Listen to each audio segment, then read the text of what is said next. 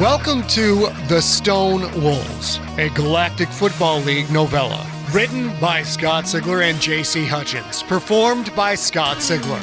The Stone Wolves is also available as a Kindle ebook from Amazon.com or as a full-length audiobook from Audible.com. To find links for those items, go to scottsigler.com/thestonewolves, one word. Hello, junkies. You're awesome. That's the fact. That's the fact. Jack. I'm back from the wedding of my two friends. I had two friends that both got married to each other. Super fun. It was a fun getaway.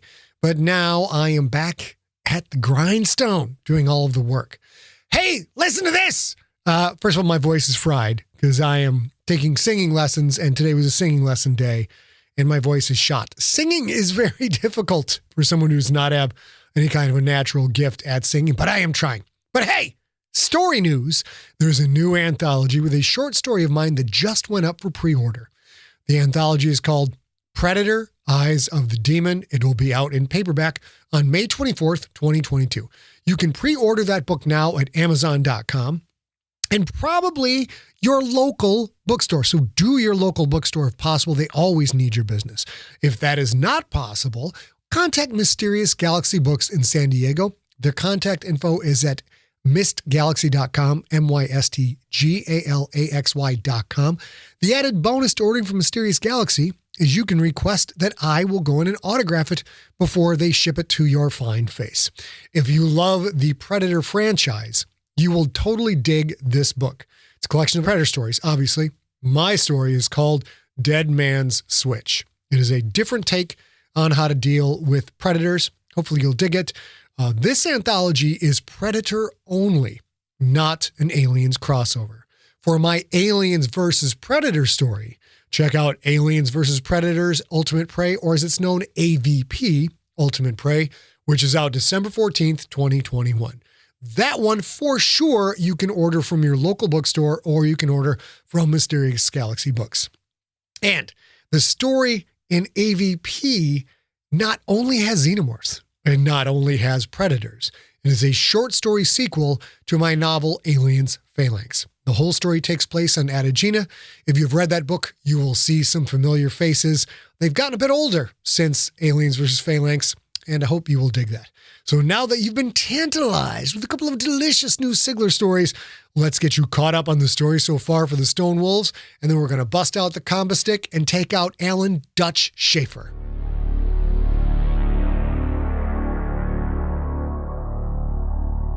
Previously on The Stone Wolves.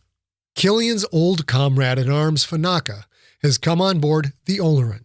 She was on the ship decades ago, but a lot has changed since then, both with the Olorun and with Cillian. But the datacube Fanaka tricked Cillian into transporting across the galaxy doesn't belong to Fanaka. It belongs to the Pontski Sisters, and the Pontski Sisters are not happy. Her ship fit, but barely. Cillian let Fanaka take it all in. She looked around Hold 3, glancing at empty cargo containers that had been stacked along the bulkhead to make room for her mutant craft. "Are you sure it will be all right in here?" Cillian nodded. "We've transported small craft before. All our holds are fully pressurized. That's the advantage of a donkey-class cargo ship. Everything is on the inside, so to speak. There are bigger interplanetary freighters, but those aren't atmosphere capable. The Olorun excels at both intra- and interplanetary shipping. Don't worry, we've done this before. Many times. Your ship is already grav-locked, and beams will strap it down before we leave." Fanaka glanced up, pointed to the large airlock cargo hatch atop Hold 3. "Cillian, is that rust?" He squinted. "Yeah, I guess so."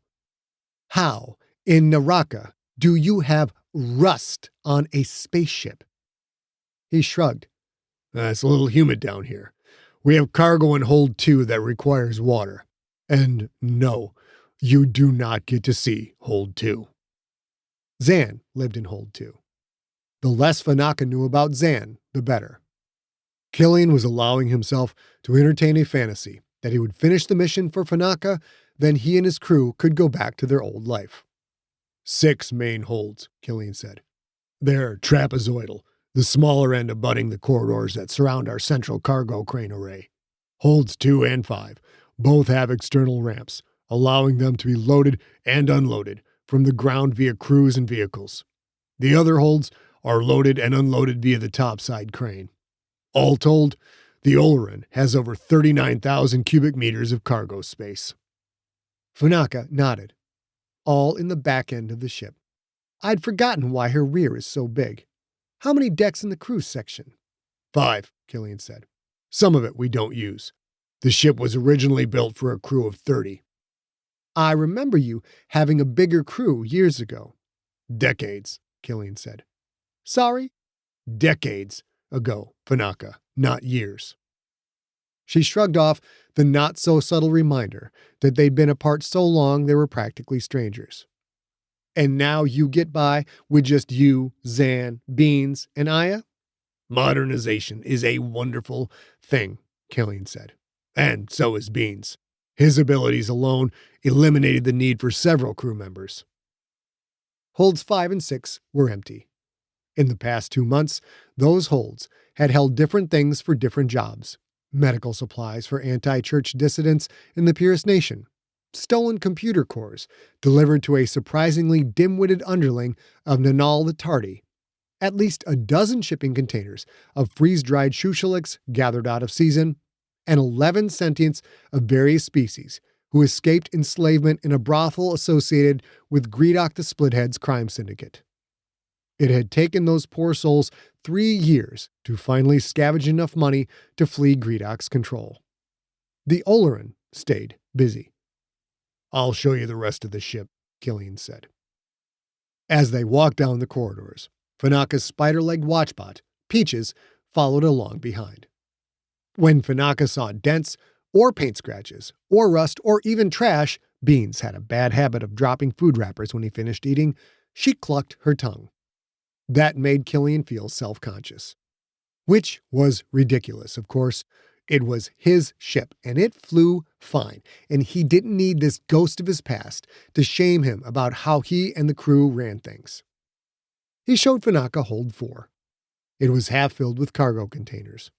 Most of the containers were empty, but a few held goods that didn't have a specific delivery date. Cillian would drop them off when the Olorun was finished with this job. A few containers held supplies for the ship, mostly food for the crew.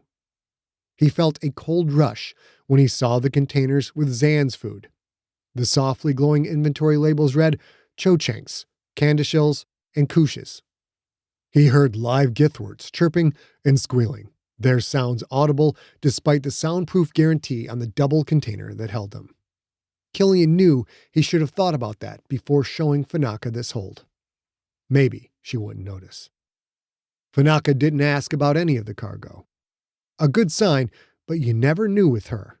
She had a mind that caught details and filed them away. Hold 5 is empty, he said. I'll show you hold 1, Beans's workshop. They walked past hold 2. Fanaka stopped, looked at the strange lock on the hold's door. I've never seen a lock like that, she said. Beans made it. I suppose he thinks it's unbreakable? Cillian hadn't forgotten Fanaka's skill with locks and security systems. I'm sure someone could hack it, Cillian said. Of course, I'd get here before said hacker finished hacking. That wouldn't be fun for said hacker. Fanaka smiled at him. You're going to show me what's inside? That smile, that very particular smile made of heat and promises. How long had it been since he'd seen it? How could it still have such an effect on him? No, he said. I'll trust you to leave this hold be. Even if you could get in before I got to you, trust me, you wouldn't like what's on the other side. Cillian didn't even like what was on the other side, and he'd known about it for decades. Fair enough, Fanaka said, as long as it doesn't compromise the mission. The mission. She talked like they were still in the guild together, like the Grisatu had never broken up. They reached the closed door of hold 1. Here we are, Cillian said. Beans's workshop. I remember there being a workshop in the crew section. Did you remove it? No, it's still there, but it's far too small for the work that Beans does. Cillian unlocked the doors, slid them aside. Music blared, dominated by the chug-chug of a heavy guitar and the bop-bop-bop-bop of a rapid kick drum. Fanaka winced. What is that noise? Trench warfare. He loves their music. Fanaka shook her head. If you can call this music. Do you mind? Truth be told, it was a little loud. Olerin, mute the music and hold one. The music cut off just as the singer started a vocal climb. Cillian knew that tune. He'd heard it enough times, that was for sure. He didn't dislike trench warfare, but he didn't like them either. At least their music was better than that scrag garbage I listened to. Cillian was still trying to get used to that. Fanaka stepped into hold one. And I thought the rest of your ship was a shit pile. Hold 1 was as big as holds 3, 4, and 6, but looked small and cramped thanks to fabrication machinery, raw ingots of metal, bins of small parts, and racks of tools. The scrap of 1,000 robots, crashed ships, ruined grav cars, broken wheel trucks, old engines, decommissioned rockets, and, oddly, hundreds of old refrigerators of different sizes and colors. And, of course, trash. Piles and piles of it. From time to time, Cillian got on Beans about keeping the corridors and common areas clean, but this was his personal space. As long as the engineer got his job done, Cillian didn't care what the hold looked like. One corner of the hold held a support structure for Schmeck construction, and Beans' latest creation. A hulking, mismatched, bipedal battle Schmeck he'd named Ursa Major. The half-armored frame bristled with mounts for rocket launchers and guns. Buddha's belly, Fanaka said. That mech's almost 4 meters tall. You expecting an army to breach your hull or something? Cillian shrugged. For lack of a better word, Beans is an artist. He makes what he wants to make. Sometimes he makes weapons. Like any grease monkey's workshop, the hold was gloriously grimy. It was also clearly a place not meant for anyone other than Beans. Holo images covered the walls, most featuring stars of the Galactic Football League, with a heavy emphasis on the Ionath Krakens. Fanaka smiled at Cillian. Beans is a Krakens fan, she said. I wonder why. Cillian's breath caught in his throat. Did she know? Had Redwire kept his word to stay quiet? If Fanaka didn't know, Cillian needed to stay cool, not give her a reason to think anything was out of the ordinary. If she did know, she hadn't mentioned it yet. Maybe she would leave it be. Either way, he wasn't about to give up any information to a woman who used information as a weapon. The Krakens are a ship favorite, he said. On account of your nation background, and that quarterback is from the nation, Fanaka said. Right, killer? Maybe she knew, maybe she didn't. That's right, he said. And the Krakens just played in the Galaxy Bowl against the Jupiter Jacks. Who won? No one here knows yet, Cillian said. The punch relay broadcast from the game should hit us in 5 hours. We're going on signal lockdown when it comes in, so we can watch it pseudo-live. You're welcome to join us. We're having pizza. A bit of easy camaraderie, his old friend/comrade/lover sitting down with his crew to watch the game of the year. Then he remembered just who he was dealing with. If, somehow, you can beat the ship's comm lock, and you get the final score when the first signals come in, do not spoil this game for me or the crew, Cillian said. Do you understand? I'm serious about this. She rolled her eyes. I won't spoil the game. I promise. If she did, this mission would be over before it started. Cillian wasn't going to let anyone ruin this game for him. Fanaka pointed to a hammock, hanging loose and stuffed with blankets and heat web. He sleeps in here? Quite a bit, Cillian said. Sometimes he makes it to the hammock. Sometimes he just passes out. Cillian frequently passed out as well, except where Beans dropped from exhaustion, Cillian dropped from too many beers. They kept walking. Peaches alternately scurried ahead or trailed behind, curiously peeking into holes cut into the bottom of the corridor walls that appeared every 100 feet or so. The holes were about the size of a beach ball. The watchbot would tentatively step into one, obviously understanding that small tunnels of some kind lay beyond, then step back out, perhaps not brave enough to forge ahead. "I've seen those holes all over the ship," Fanaka said. "They weren't here the last time I was aboard." "That was 30+ years ago. I've made a few changes." "Not necessarily for the better. Are the holes for ventilation?" "That's one way of putting it," Cillian said.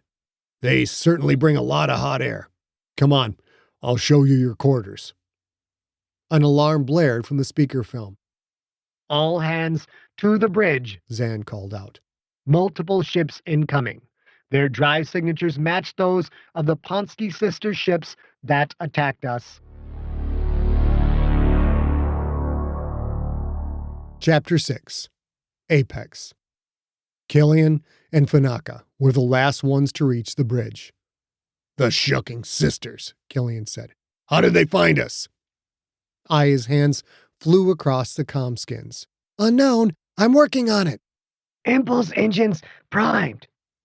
Beans was still in his oversized schmeck, cables and small robotic hands extending from the suit to work the engineering station's equipment. "Chem boost available." 3 bogies, Zan said, "including the one that fired wild and caused the GAN station destruction. ETA in 48 seconds. They are coming in hot and heading straight for us." Not much time, but enough. A yellow elephant face on Zan's walking schmeck this time. Nice. Cillian slid into his captain's chair, heard the comforting and familiar creak of duct tape. He called up his hologrips. He flicked his fingers out 3 times fast, then took control. "Great work, Zan," he said. "At least they won't catch us flat-footed." "Aya spotted them, not me," the schmeck elephant said. "She is. What is the slang, Aya? Apoxia?" As Cillian buckled himself in, he glanced over his shoulder at Aya's station. The girl tried to play it stoic, so above it all, but she couldn't hide her little smile. "Apex," Aya said. "Apex," Zan echoed. 35 seconds until we are in range of the sister ship's probable weaponry." Cillian stretched out his hands, let the hologrips map his fingers. "Beans, get us in the air," he said. "Aya, tell air traffic control we think we're under attack and we're bugging out. Zan, is the port doing anything?" "ATC claims point defense is down," Zan said. "Bat garrison fighter craft are scrambling to intercept. However, it will be at least 3 minutes before they are aloft." Which meant the spaceport's missile and gun crew manager had been bought off by the Pontski sisters, but the Creterakian fighter crews had not. The Olorun was on its own. In 3 minutes, the old cargo ship would either be gone or blown to pieces. Fanaka leaned in close. "I'm a spare set of hands," Fanaka said. "You told me this rust bucket had defensive cannons. I'll man them." "Those cannons aren't fully legal here," Cillian said. "We use them, and that will attract attention we don't need." "Attention you don't need?" Fanaka shook her head, amazed. "Know what kind of attention I don't need? Investigators gathering up pieces of me so they can figure out who died." Shoot first, figure your way out of it later. No surprise. For all of Fanaka's meticulous planning and ability to see the chessboard 20 moves ahead, when things went wrong, she defaulted to the easy option. "Fanaka," Cillian said, "take a jump seat and buckle up." He felt his fat-bottomed girl rumble. The anti-grav lift made no vibrations, but the chem boost shook the hell out of everything. 15 seconds until we are in their sights, Zan said. Cillian raised his hand slightly, felt the old girl respond with vertical thrust. He glanced at Fanaka. She'd strapped herself into the chair of the unused XO station. Peaches clung to the chair's framework above her. Cillian lifted his hands higher, tilting his fingers toward the ceiling. Still rising, the ship angled up sharply, shot across the buildings of Riss, away from Uzo Min. 10 seconds, Zan said. The Olerin was still elevating, still accelerating.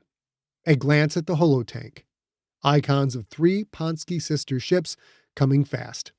Light haulers, mostly meant for interplanetary transport. Even through the commotion, his mind processed the incoming vectors, the speeds, and combined that information with what he'd seen the sister ships do at the Gans Prime station.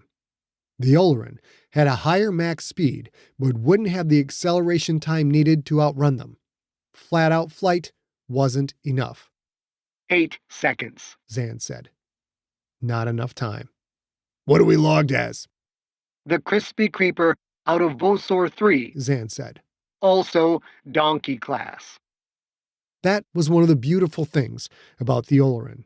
Donkey-class ships and copycat designs had been produced for centuries. There were hundreds of thousands of them working shipping lanes all across the galaxy. The Olerin showed up as the Crispy Creeper in the port's computers. If the Olerin shot first, would that fake reg stand up to subsequent visual scans when authorities reviewed the incident? Cillian didn't know. What he did know was that it was better for the Olerin to be in trouble with League System Police than for the Olerin to be a twisted wreck spread across the sands. 6 seconds, Zan said. Not enough time. Cillian made his decision. Beans, idle the chem boost, open up the top turret, and hit them coming in. Cillian twisted his left hand inward, pointed his flattened right hand down. The Olerin lurched to starboard, dove over the sand below, and turned a hard 180. The maneuver's force was so great it overcame the ship's grav, pulled Cillian hard against his seat restraints. He heard Aya cry out in surprise, and Fanaka grunt against the strain. In seconds, the Olerin was heading back to Uzo Min, flying barely 10 meters above the rooftops of Riss. Top turret ready, Bean said. Cillian saw the 3 sister ships coming from the opposite direction in a wide V formation.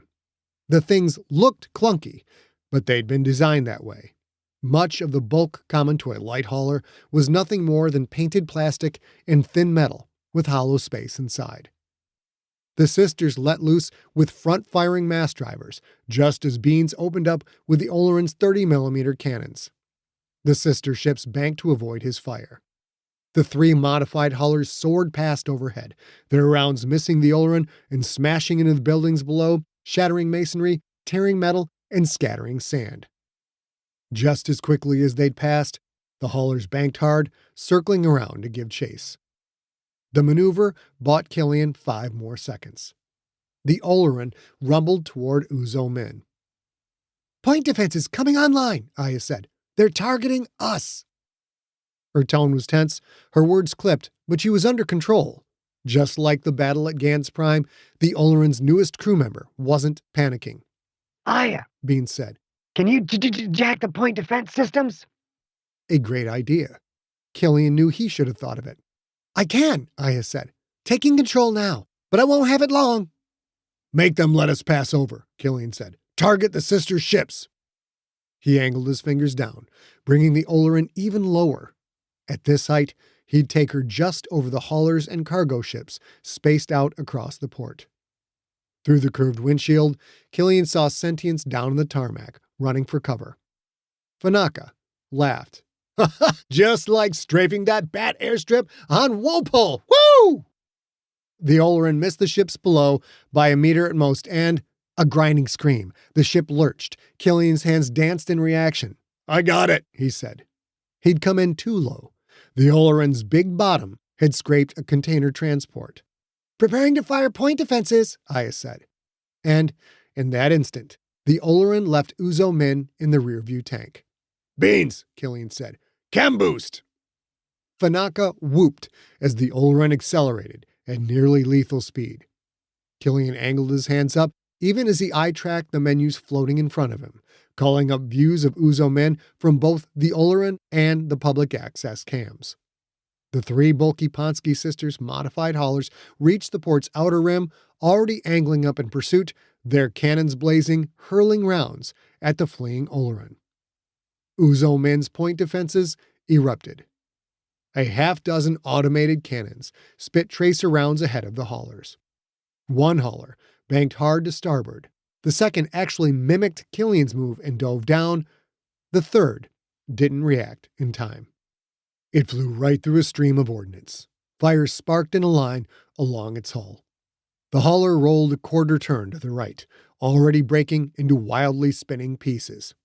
"Loser," Fanaka said. "I've lost control of the point defense," I said. "Sorry." The port was already kilometers in the rear, quickly shrinking to a disk surrounded by buildings. In seconds, the town of Riss itself became nothing more than a speck surrounded by the endless sand. "We're clear," Cillian said. "Aya, you saved our asses. Great work." He didn't have to look at her to feel her smile. The two remaining haulers gave chase, but their speed advantage soon faded as the Olorun's greater acceleration took over. By the time Cillian's fat-bottom girl hit the stratosphere, she was pulling away. "Beans," he said. "Did we take any damage from the impact?" Systems read fine, but repainting duty is on you, Skipper. There was likely more damage than Beans let on, but if it impacted the ability to enter punch space, he would have said so. "Punches to Lopu waypoint," Cillian said. "As fast as you can." New alarms sounded on the bridge. 2 League system police cruisers coming at us, Zan said. "They're too far away," Beans said. "We'll be gone by then." "A Creterakian destroyer is also tracking toward us," Zan said. "It is preparing to join the cruisers." A destroyer? Shucking hell. But it figured. A firefight on a spaceport was a big deal, even on a backwater like Riss. "Zan," Cillian said, "how we doing with that punch route?" The yellow elephant's googly eyes stared at him. "When the equation is set, I will inform you," she said. She sounded calm, almost dismissive of his stupid question. Even in a firefight, she stayed cool. "Equation loaded," Zan said. "Beans, if you will." "Punch plot entered," Beans said. "In 3, 2, 1. Cillian faced forward, let himself relax. As the bridge around him shimmered, he felt the beer in his stomach flutter and rise.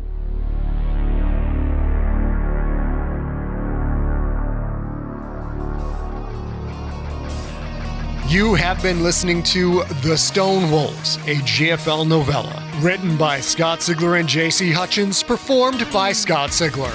Follow Scott on Twitter and at Instagram, where he is at Scott Sigler, and on Facebook at facebook.com/Scott Sigler. The Stone Wolves was directed by A. Sigler, engineered by Steve Riekeberg.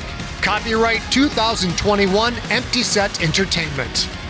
Theme music is the song Battle Cry by the band Super Weapon.